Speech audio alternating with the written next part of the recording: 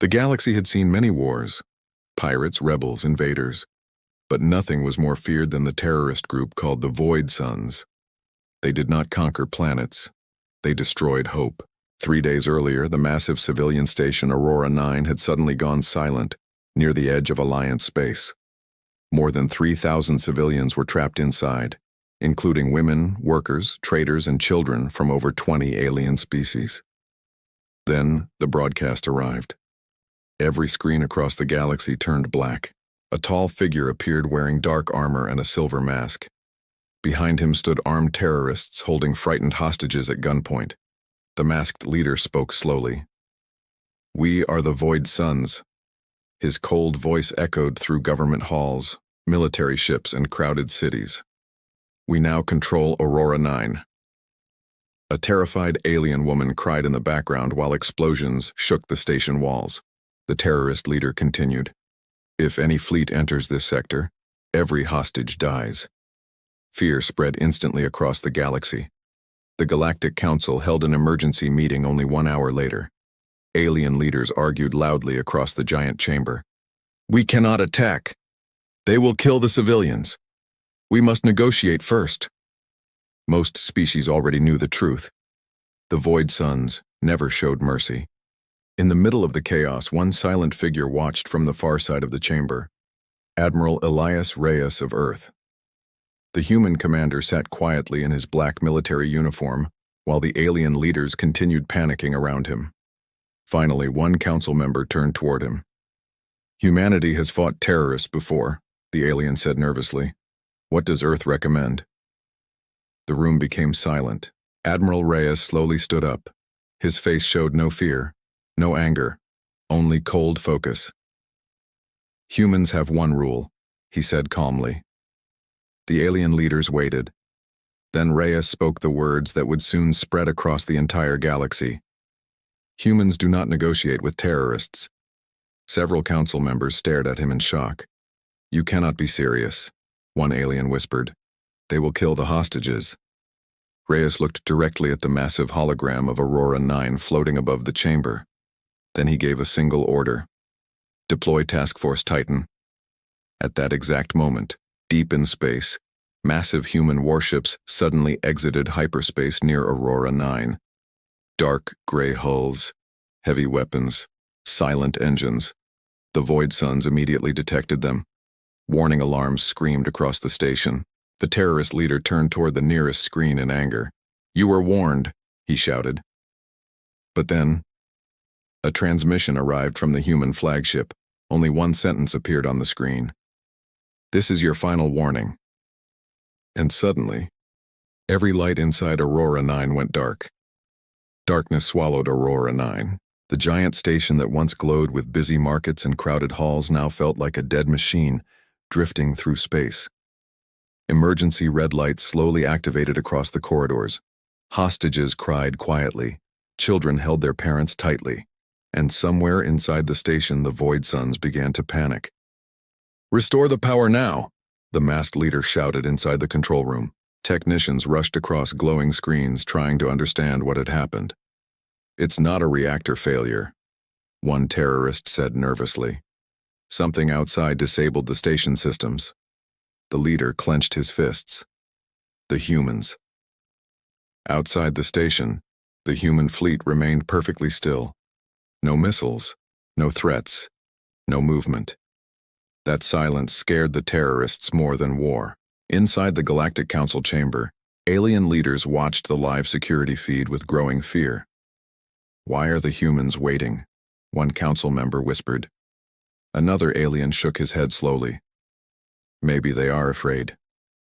But Admiral Reyes said nothing. His cold eyes stayed fixed on the station. Then suddenly, one of the station cameras moved. The image shook violently for 2 seconds before turning black. Inside Aurora 9, a terrorist patrol walked carefully through Sector 12 with rifles raised. The hallway was silent except for the sound of their boots. One soldier looked around nervously. "I don't like this," he muttered. "Stay focused," the squad leader snapped. Then they heard it, a metallic sound. Clang, clang, like something moving inside the air vents above them. The terrorists stopped walking. Slowly. They looked up. Nothing. Only darkness. The squad leader exhaled angrily. "You're acting like scared children." Then the vent exploded open. Black armored figures dropped from the ceiling without warning. Human soldiers. Fast. Silent. Deadly. Before the terrorists could react, the hallway became chaos. One human grabbed a rifle and snapped it in half. Another slammed a terrorist against the wall so hard the metal cracked. The lights flickered red while gunfire echoed through the corridor. But the humans never shouted, never spoke. They moved like machines. Precise. Controlled. Terrifying. Within seconds, it was over. The hallway became silent again. One injured terrorist crawled backward in fear while staring at the dark human soldier standing over him. The human's helmet hid his face completely. Only two glowing blue eyes stared through the darkness. The terrorist whispered shakily, "What are you people?" The human said nothing. Then another voice spoke through the station speakers. Calm, cold, human. "Task Force Titan has entered the station." Fear spread instantly across Aurora 9. Inside the control room, the masked leader's breathing became heavier. "This is impossible," one terrorist whispered, but the leader slowly reached for his weapon. "No," he said quietly. "They're here." And far below the station, a hidden door slowly opened inside the prison level. Behind it stood dozens of heavily armed human soldiers waiting in total silence. Fear was spreading across Aurora 9. The Void Sons had once controlled the station completely. Now they moved through their own hallways like hunted animals. Every shadow felt dangerous. Every sound made them nervous. Because the humans were inside. In the dark prison level, Task Force Titan moved silently between the metal corridors. Their black armor blended perfectly with the shadows while blue lights glowed softly on their helmets. Not one soldier wasted movement. Not one soldier spoke unnecessarily. Captain Mason led the team from the front. His rifle stayed steady as he checked every corner carefully. Behind him, alien prisoners watched with shock through their cell doors. One small alien child grabbed the bars nervously. Are you humans?" she asked softly. Captain Mason stopped. For a second, the terrifying soldier looked down at her. Then he pressed one button beside the cell. The door unlocked instantly. "You're safe now," he said calmly. The child's mother began crying in relief. Across the station, more prison doors slowly opened as human soldiers freed civilians one group at a time. The hostages expected monsters. Instead, they saw disciplined warriors protecting strangers without fear. But inside the main control room, the terrorist leader was furious. "How are they moving this fast?" he shouted. One terrified technician answered quickly. "They know the station layout." The leader froze. "That's impossible." Then another terrorist looked toward him carefully. "Maybe. Humans have done this before." The room became silent. Everyone in the galaxy knew humans fought wars, but very few knew the truth about Earth's past. For centuries, humanity had battled terrorism on their own world. Bombings, hijackings, hostage situations, entire cities attacked by violent groups hiding behind fear. And over time, humans developed one terrifying rule: never reward terror, never surrender to fear, and never negotiate with people who kill civilians. That rule followed humanity into space. Inside the council chamber, one alien commander finally understood. "They were prepared for this," he whispered. Admiral Reyes nodded once. "Yes." Back inside Aurora 9, alarms suddenly activated across multiple sectors. Human forces were taking control faster than expected. The masked leader slammed his fist against the table. "Seal the lower levels." Steel doors immediately crashed shut across the station. But then, one security screen flickered on. A human soldier appeared standing directly outside the control sector, motionless, watching. The terrorist leader stared at the screen in disbelief. How did he get there? The human slowly lifted one hand, then pointed directly toward the control room camera. It felt less like a threat and more like a promise. Suddenly, explosions shook the station. Emergency lights flashed red again. A frightened terrorist rushed into the room. "Sir," the leader turned sharply. "The humans just captured the reactor level." The room fell silent, because everyone aboard Aurora 9 now understood the truth. The humans were not trying to survive the station.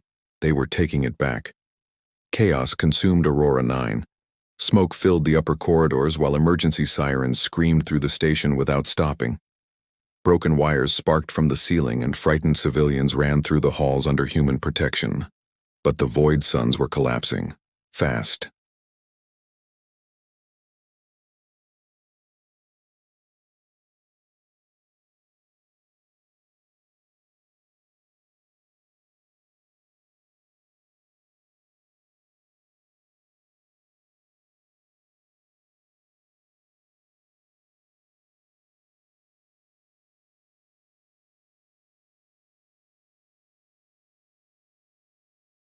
Suddenly another explosion shook the station. One screen lost signal completely. "They've reached the hangar level," a technician shouted. The terrorist leader's eyes widened. "No." He immediately grabbed a communication device. "All remaining forces fall back to the escape ships now."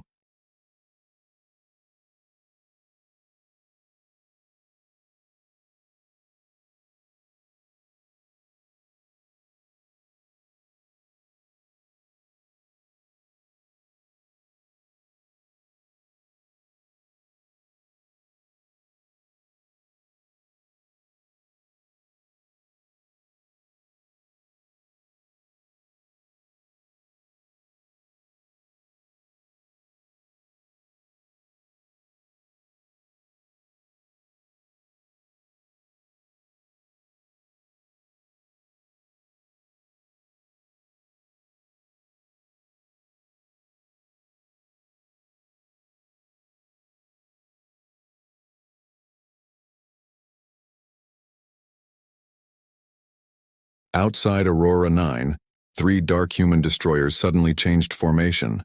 No warning, no dramatic speech, just action. Bright blue weapons charged across their hulls, and within seconds, precise beams of light shot across space. The first terrorist ship exploded instantly.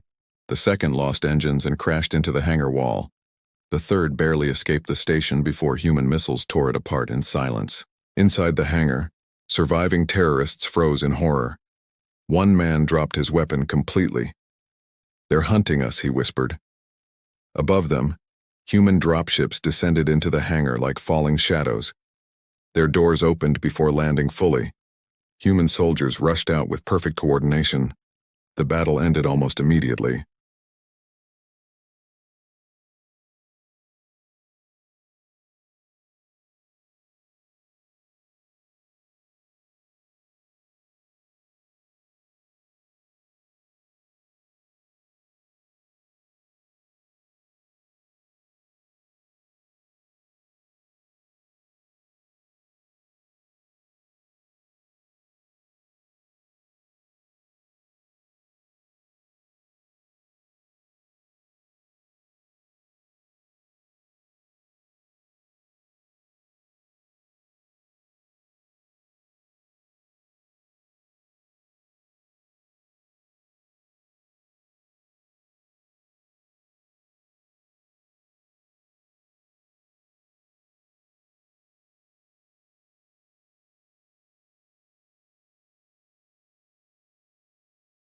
Red warning lights flashed across Aurora 9.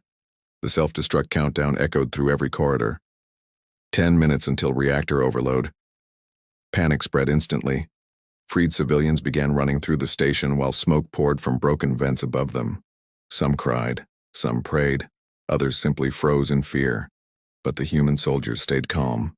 Captain Mason quickly looked at the reactor map displayed inside his helmet. "Bomb location confirmed," he said. His squad gathered around him immediately. "Team 1 protects civilians. Team 2 comes with me to the reactor." The soldiers moved without hesitation. No fear, no confusion, only discipline. Across the station, humans guided frightened alien families toward evacuation zones. Large armored soldiers carried injured civilians through collapsing hallways, while others blocked dangerous fires with emergency shields. One elderly alien stared at the human helping him walk. "Why are you risking your lives for us?" he asked weakly.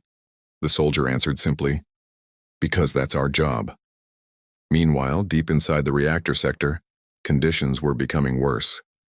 Heat filled the air. Steam burst from broken pipes. The station itself was starting to tear apart. Captain Mason's team forced open a heavy security door and entered the reactor chamber.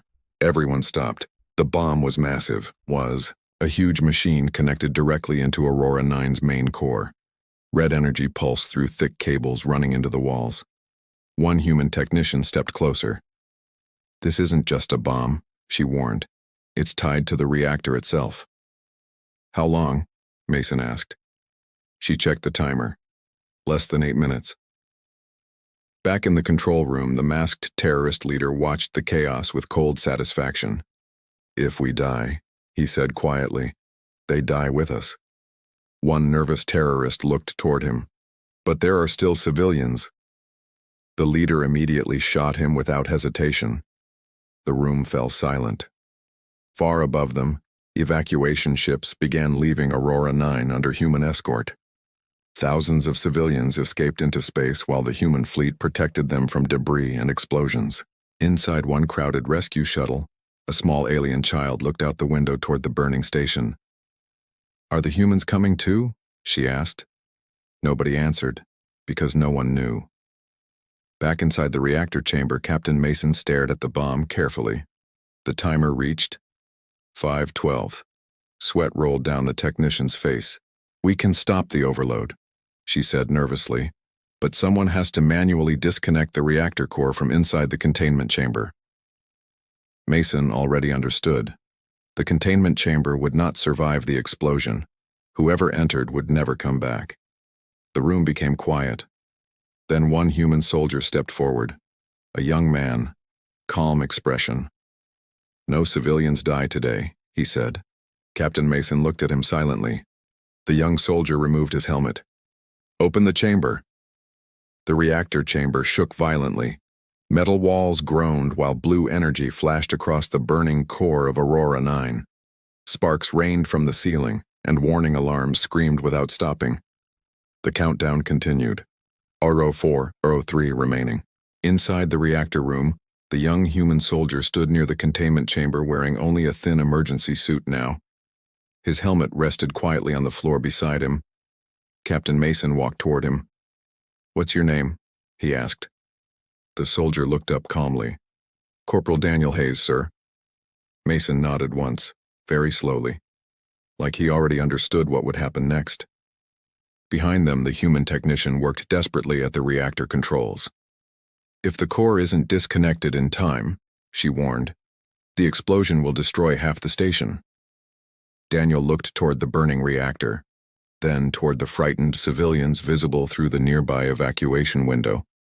Thousands of innocent lives, waiting, depending on him.